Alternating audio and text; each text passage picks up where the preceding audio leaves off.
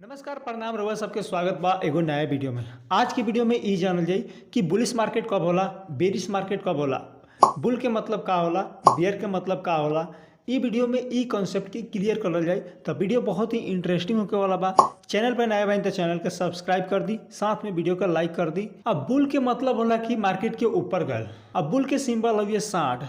अब सांड का करला, हमेशा अपना सींग से मार के ऊपर ऊपर की तरफ उछालेला, ऊपर की तरफ उछालेला तो ओकरा के बुल मार्केट कहल जाला। जैसे कोनो स्टॉक बा उ बढ़ के 20% अप साइड चल गल, जाके वहाँ बरकरार बा, ओकरा बाद तो गिरत नहीं खे तो ओकरा के कहल जाला बुलिश मार्केट। जैसे कोविड-19 में मार्केट 30 से 40% गिर गल तो उस समय का हो गल, बेरिश मार्केट हो गल। ओकरा बाद यानी कि बुल मार्केट के दौर शुरू भल और 8 से 9 महीना में मार्केट पूरा घींच के यानी कि 2 गुना पर लेके चल गल मार्केट, तो उस समय हो गल बुलिश मार्केट। दूसरी का कॉन्सेप्ट बा बियरिश। बियरिश के मतलब ई होला कि मार्केट डाउन साइड जाए।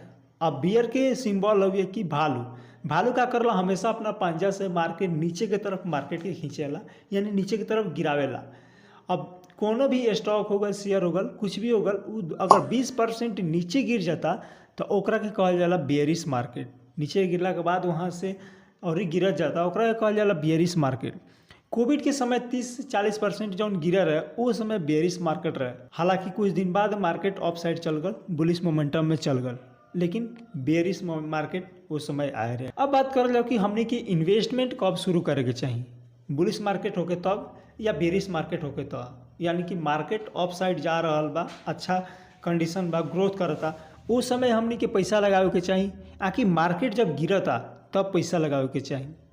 तो देखिए, अगर मार्केट अप साइड जा रहा बा तो उस समय पैसा लगावल जाए तो का हो कि स्टॉक या शेयर कुछ भी हो उस समय महंगा मिली, तो हो सकता ओकरा बाद कि कुछ दिन बाद समय लागे ओकरा के ग्रोथ करे में, लॉस भी झेले के पड़े।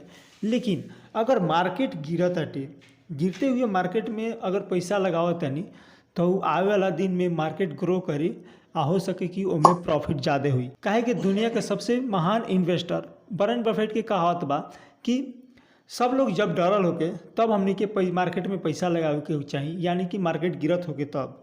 अब सब लोग जौन बात बुकाइल बा शेयर खरीदता, उस समय शेयर महंगा मिलेला तो उस समय पैसा ना लगावे के चाहिए, क्या है कि उस समय लॉस होके के ज़्यादा चांस रहेला। तो शेयर मार्केट में जब मार्केट गिरे, बेरिश मार्केट में पैसा लगावे के चाहिए। आए वाला दिन में मार्केट जरूर ना जरूर अप साइड जाए। कहल खिसाबा आदमी होको चाहे शेयर मार्केट जाए के भाई ऊपरे। तो ई वीडियो में बुलिश और बेरिश के कॉन्सेप्ट समझ ही नहीं है। आगे आवे वाला वीडियो में कुछ और ही सीखल जाए। वीडियो अच्छा लग रही तो लाइक कर दें, साथ में चैनल के सब्सक्राइब कर दें। हाँ, कोनो सवाल सुझाव हो गए तो कमेंट बॉक्स में हमरा से पूछ सकता नहीं, हम ऊपर का कर सकते हैं, वीडियो बना सकते नहीं। मिलता नहीं हम अगला वीडियो में, तब तक रहुआ सबके तहे दिल से प्रणाम। जय हिंद।